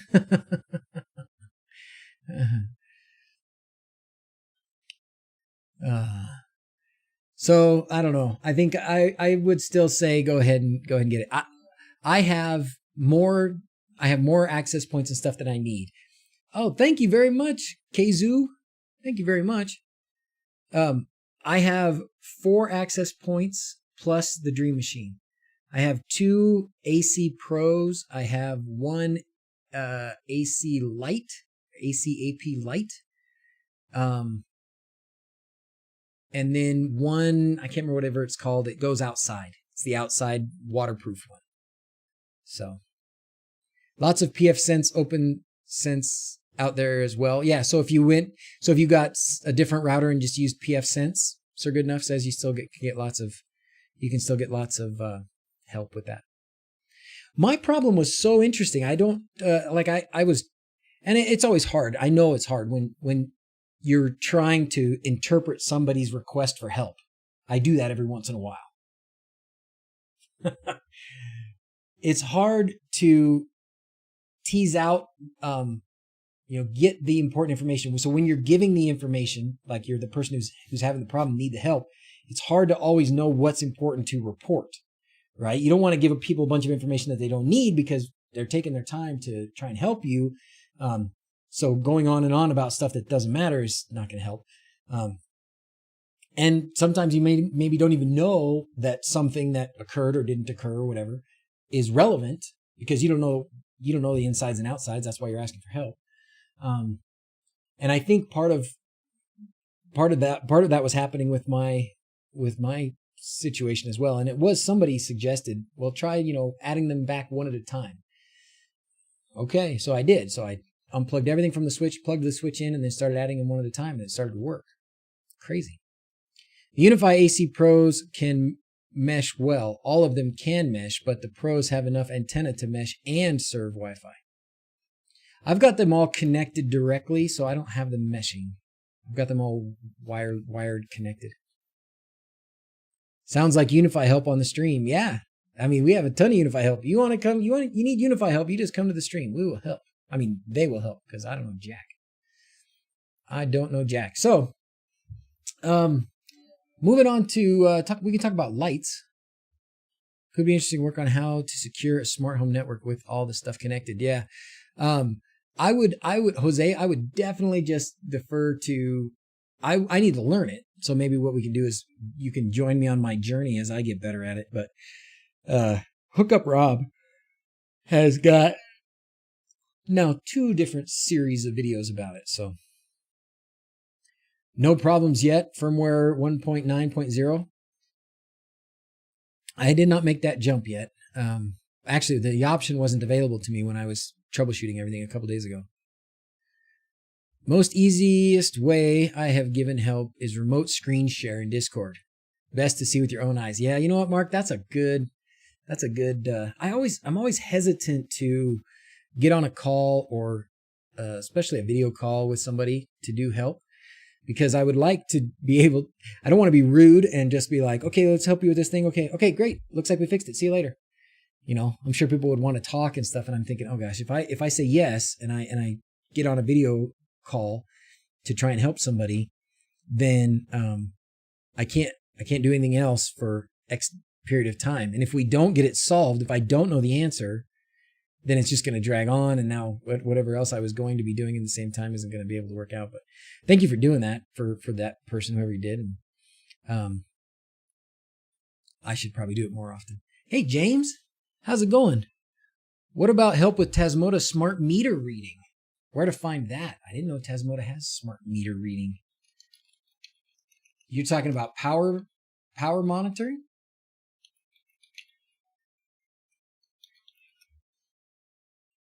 Smart meter interface. Tasmota, smart meter interface. I don't know anything about this. Driver extracts selected values from smart meters over various protocols, filters, and publishes them to Mqtt as regular sensors. Based on Tasmota's scripting language, to use it, you must compile your build. Oh boy. Add the following. Oh boy. So there's not a pre-compiled version of Tasmota, so I'm already saying you got to be mildly advanced at the very least. Solar charge controller, James.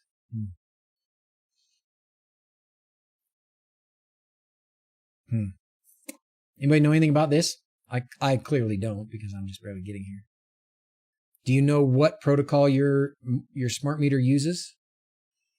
I wouldn't know.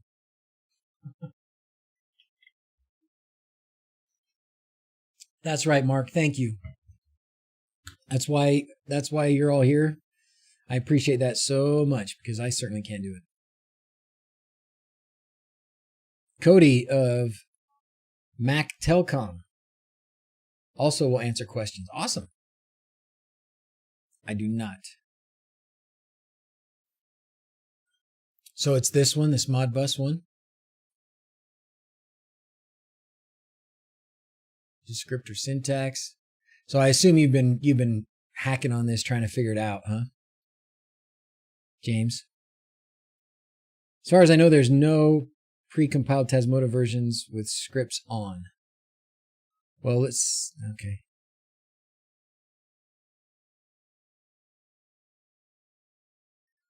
Do I have issues using secrets in your add-on configurations? I get an invalid YAML error. Yeah, I don't know if you can do that. I don't remember, but I'm not sure if you're doing a configuration for an add-on. I don't know if you can use secrets or not. Maybe you can. Can I get a squirrel? Let's do a whole bunch of squirrels. Yeehaw! This is gonna be the copyright song. Do-do-da-da-do-do. Ba-dee-ba-dee-ba-dee-ba-doo. Oh, I didn't mean to turn it off. Gosh, I hit the wrong button. As long as I keep talking, they won't give me copyright problems with this song. Do-dee-da-dee-do. This song's actually from the movie, what was it, The Robin Hood? From Disney a long time ago. Yeehaw! There you go. How about that for squirrels? Okay. Secrets do work in add-ons. Of course you can. Then just check and make sure your secrets make sure you've got the format right. Maybe you got the format right there, CB. Yeehaw! I'd like to thank you for showing me your amazing Discord community. I would also like to thank you for leading me into the horrible rabbit hole that is DIY everything. You're welcome, Stuart, and I'm sorry at the same time. Is it possible for a button icon to change color depending on MQTT messages? Auto on off, manual on off, and that button to cycle through those modes. What kind of button are you talking about, John? Are you talking about a physical button that has an LED in it? Or are you talking about like a Home Assistant Lovelace user interface button? It's probably true for both, but certainly with the Home Assistant user interface buttons, you can. The prime example that I have that hasn't changed in forever and ever is like this. Air conditioning. What the flip? Why would the air conditioning be on? The air conditioning is not on because I'm not feeling it coming out of here and I'm not hearing it. Why that was there. All things DIY. Thank you very much, Sly Fearless. Okay. You go back to this. This one here, this icon here changes based on the car button, exactly. So button card. Yeah. I've got this. I've done this a couple times, so I won't do it again. But I have this Lovelace example in my GitHub gist thing. And this is what it does. Basically, you set, show the state, or here you go, for the state. So you make it under the entity here, you do state. And then this is the value of the state. So when it's in the state charging, then it will be yellow and it will spin. When it's in the state plugged, it will be green. When it's in any other state, which in this case, when it's in the state standby, I don't know what other states there are for this. There might not be any. But when it's in the state standby, it will be red and it will be blinking. So that example is in my gist. So I think if you go to my GitHub and you should be able to get it. Should be able to find it. All right. Tasmota precompiles specialties. Oh, cool. Has done a video on that button card. Oh, good. Yes, excellent. Thank you, Mark, for sharing that. I should probably watch those. I should probably watch those. Look at this. This is going to be, it's such a sunny day out. I love days like this. Look, so it's nice and cool. So the house is not, we're not using a lot of energy. We're not washing dishes or anything, or not dishes. We're not washing clothes or anything either. But we are producing, or we have produced so far today, and it's 3:00 in the afternoon, we've already produced 45 kilowatt hours through the solar panels. That's a grand total of 5.8 kilowatts for the day so far. And we've only used, that's something, back that up. This is what we've produced for the day. This is what we are currently producing at this moment, 5.8 kilowatts. We are only using 3.3 kilowatts right now, and we have only used 33 kilowatts for the day. I love that's winning. That's winning. When you produce more solar than you use, that is winning. My meter is spinning backwards right now. Yes. All those showers for the kids, yeah. Natural gas heats the water. We're good. We are so good. We had a few more minutes. Let's talk about some other stuff. You guys want to talk Hobbit Hole stuff? Well, we have just been like overwhelmed with Hobbit Hole stuff. I'm gonna do some. I'm really hoping to do this. Where is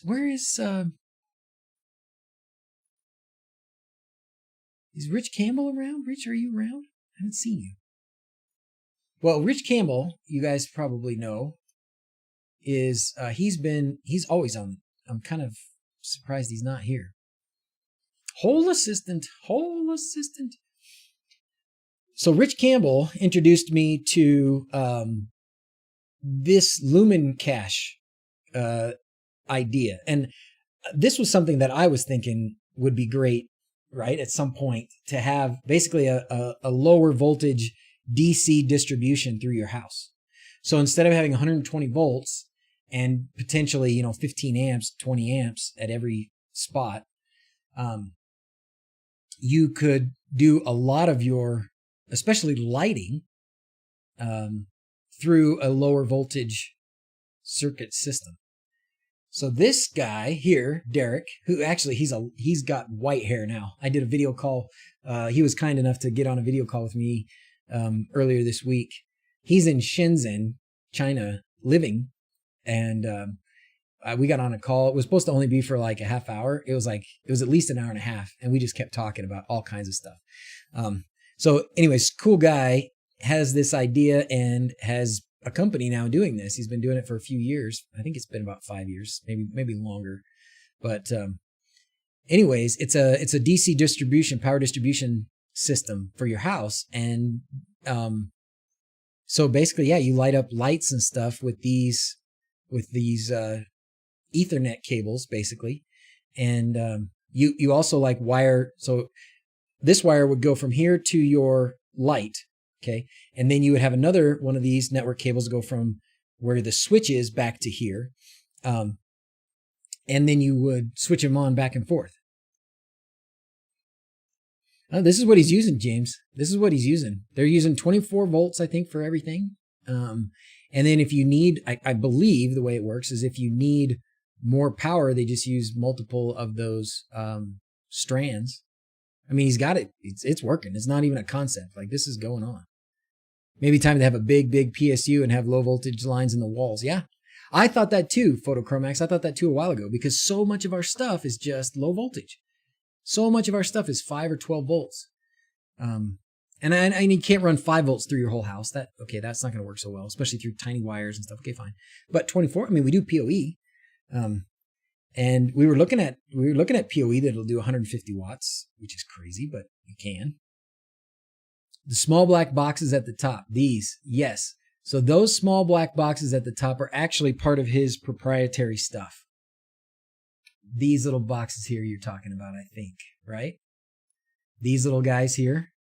I think that's his proprietary stuff. The rest of it's just kind of power distribution, but those things are, the smarts inside there is what, lets him have a company out of this, basically. And it's not just a bunch of PoE running through the house. He does have, I don't know if you want to call it an API, but basically a system so you can connect all of this stuff to Home Assistant as well. So you could very easily, check the state of lights, switch lights on and off and all that stuff. You don't even have, they might be transformers too. I don't know for sure. I can't get close enough. But anyways, I talked to him for like an hour and a half, and I definitely want this in the Hobbit Hole. I think it's a great location for it because we don't need a lot of lights. We don't need super bright lights. We're trying to be as energy conscious as possible up there.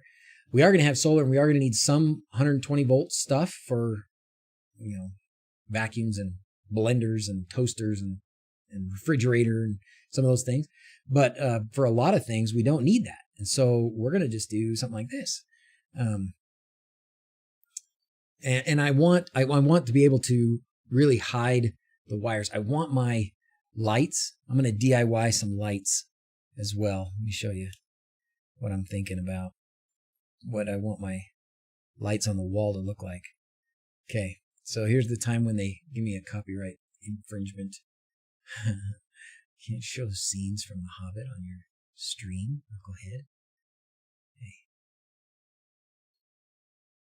I'll zoom in there. Okay, I want basically this to be a lamp, right? I want to have a thing that mounts on the wall like this.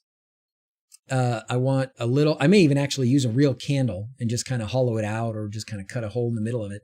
And then use a bit of a diffuser up here. It doesn't have to flicker and wave, but a bit of a diffuser up there, and then just a nice bright 24 volt or something LED under here that'll put out a few hundred lumens. And that is what we want for lights. And I want those all over the place. And I want to be able to hide the wires. I don't want to poke a bunch of holes through. So like this one, I don't want to poke a hole in my dome. I do not want to poke a hole in my dome as often, if I can at all avoid it.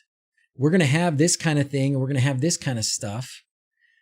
So I'm wondering how I might be able to go from like this, if this thing's on the wall over here in this sort of a situation, if I can run my wire up here, and then even from here over to there, just use some of that copper wire tape. You can get like 16.2. It doesn't need to be that big, but you can get 16.2 wire. That would be the equivalent current carrying capacity of 16 gauge wire. And then you can just drywall and paint over the top of it.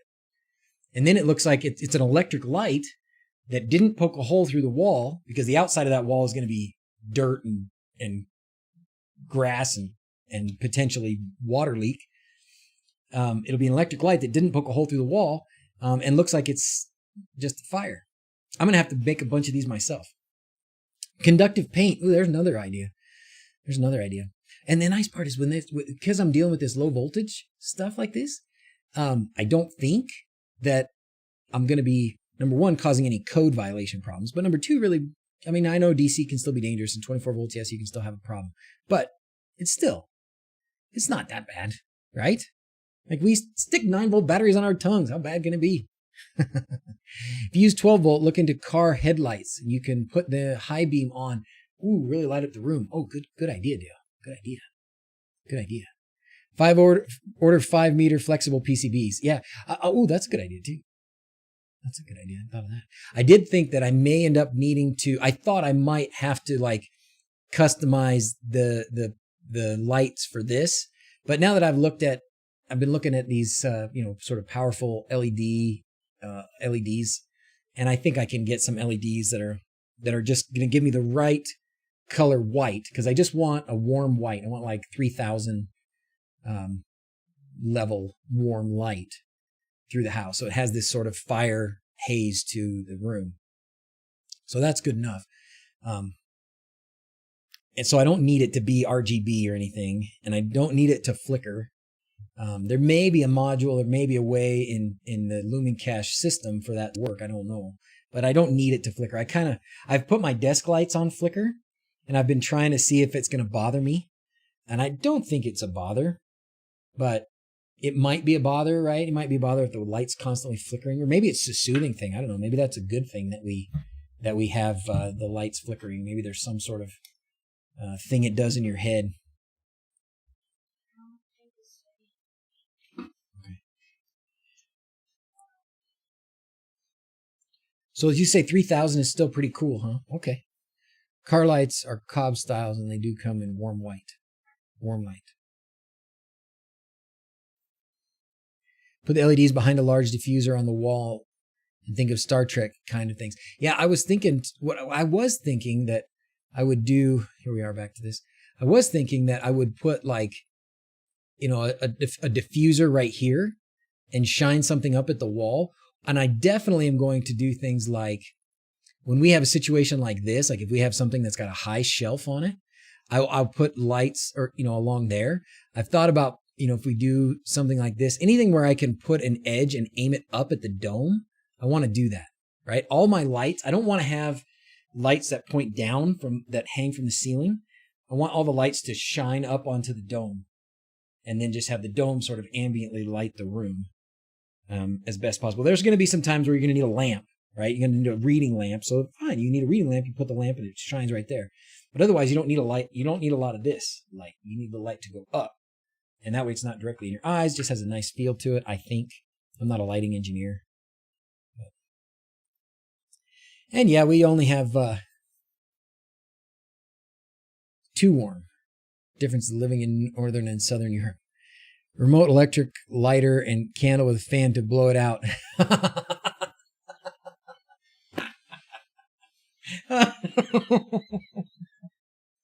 Oh, thieves.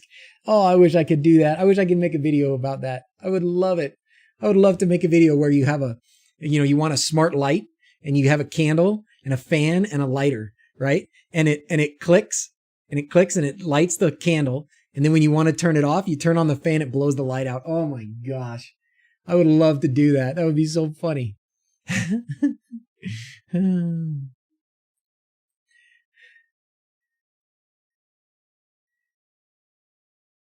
James, you made some videos, but you put your stuff on private because YouTube is touchy. Too much sensitive stuff out there.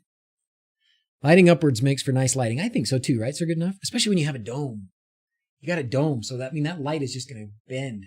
You know, it's just going to follow that dome, and it's going to emphasize this big round ceiling. It's just going to be pretty awesome.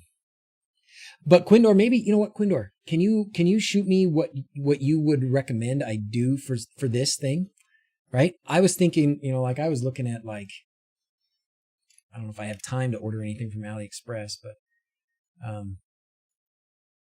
I was looking at like this, and I can get good ones, right? Like I don't mind if I have to spend money on getting decent ones. But I was looking at something like this, and this is why I said 3,000, because that's what they had. So if I did this, like 3,000 10-watt lights, they say that the 10-watt ones are going to be a few hundred lumens. I don't remember what they said they were. So 10-watt, 10 watts, 32 volts. I don't know if I can do that. Maybe I have to do this 7 watts. So this 20 to 22. That's not really giving you much of a range, really? Whatever. Anyways, somewhere in here it was saying what the lumens were. I can't remember now where it was. I guess they're saying in between 300 and 1,000. So I mean that's good enough, right? That's more than a decent like 6-watt light bulb. You need cooling. You'd buy a smart candle. Sure, those can work, but only 80 RA, which is low quality light, and we'll need a constant current driver, not 24 volt CV. And a heat sink, etc. Man, I would love some recommendations, Quindor. I would love some recommendations. I mean, you kind of get the idea of what I'm going for, right? You kind of know what I'm trying to do. I basically, if I can't find, you know, a complete unit that is built to do this, which I don't think I can, then I need to build something that's going to have a single LED that's bright enough that I can put it in a diffuser and have it look like this shape. And then be powered by, you know, whatever, 24 volts or something like that. Just sent you a vid of my LED candles. Oh, yeah. Let's check this out. Alexa, oops, sorry. Never mind. She just told me. Did anybody else? So, okay, you got to tell me about these. What is this, dude? This is it. That's very romantic, by the way. This is romantic time. Okay. So then you sent me. So that's what you're using. Are they bright enough? I guess if you put a bunch of them together, how bright do they get? So you instead of connecting them to two AA batteries, you power supplied them, right? It's a great way for accent lighting, but no way suitable for daily primary lighting. Yeah, it needs to be bright. I do have a magic wand, but a flick blows out my candles on my tables. What, Mark? You do? A bunch to make it work. You have 18, yeah. I mean, that's the idea, but I want the light to be a bit brighter. I actually think I might have some of those. I might have some of those left over from like a play out in the garage.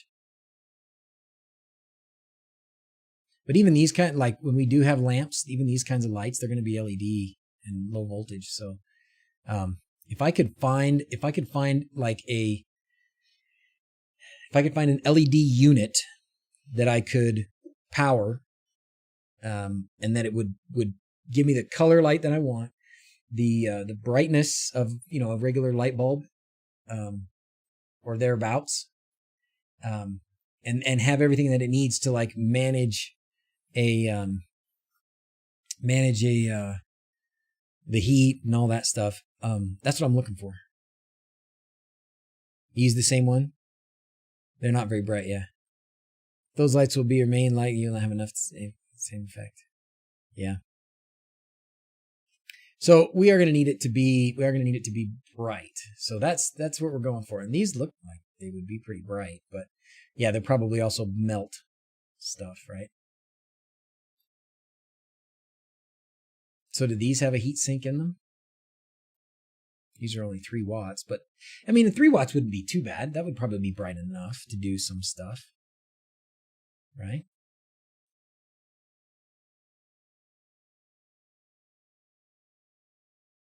Brightness. So this would be 250 lumens. I'm guessing what this is saying.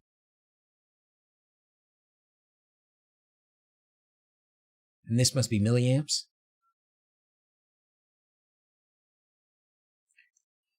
Truck LED bulbs would be 24 volts. I might try that, Paul. That's a good question. I remember seeing like the headlights. Headlights have all that stuff, right? Oh, is it 3:30 already? Wow, time flies, man. That's the sign. But yeah, maybe like tail lights, LED headlights, and those kinds of things might work. Only accents for those two. No main lights. Horrible CRI again. All right, man. Shoot me what you got, Quindor. Tell me where can I find good high CRI lights? If you use little 10-watt ones, you can use a passive heatsink. You can use the dome itself to cool instead of the heatsink. Oh, we could use to cool it though. I mean, we could use I keep closing this picture. We could use this. I mean, this piece down here could be a bit of a heat sink, right? Like this part here could actually get hot. That's fine. That could be like aluminum with means of dissipating the heat a bit. That wouldn't be a horrible thing. It would work. So basically, yeah, I've got to DIY some. If I really want these lights to look really good, unless anybody knows. Thank you very much, Julius. Unless anybody knows where I can find exactly what I'm looking for, then I'm going to have to probably make it myself, kind of, or at least try to make it myself in the meantime. Make the light support in copper or brass. Even in the listings before, it was telling how many lumens per watt each LED has. Oh, it was? Okay. Solar-powered lights for the garden. Ooh. Cobbled strip you can make flicker like a candle. Yeah, I've thought about that too, Feast. That's why I was saying I thought initially that, well, maybe I'll get my, what's his name did? It was, BitLooney, right? BitLooney wanted to do, his ping pong LED matrix. And so he actually had, I think it was PCBWay. I can't remember. PCBWay or JLC, whichever. He had them make a PCB for him that held all his LEDs at exactly the right spot. So they soldered on all the LEDs with a machine. So I could, they have those rings. If I found the right LED and just could have them get it in China and solder it to a PCB and then stick that PCB in there, I don't know. Excuse to buy a metal 3D printer. Not spamming. Phillips did some great engineering on those LEDs. Oh, Eric, did you get in trouble for spamming? Sorry.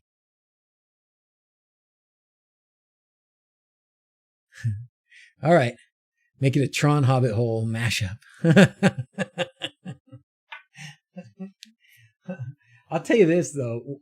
At some point when I'm up there, we're done, we got this built and everything. Because I don't have a ton of extra time at this point anymore to do anything else for the next 3 months until the build is done. Every time I have more than about, at least 6 hours, because I get to drive up there and drive back. But I'm basically taking a whole bunch of Mondays off. In fact, I might even drive up there tomorrow. I've got to drive up there and work on stuff and get it going. And I'm on the phone every day now with people trying to get concrete and doors and windows and everything. But at some point, when we're up there in the Hobbit Hole, and I'm sitting in the Hobbit Hole, feeling like a hobbit, feeling like I need to smartify something, I will make the Hobbit smart bulb.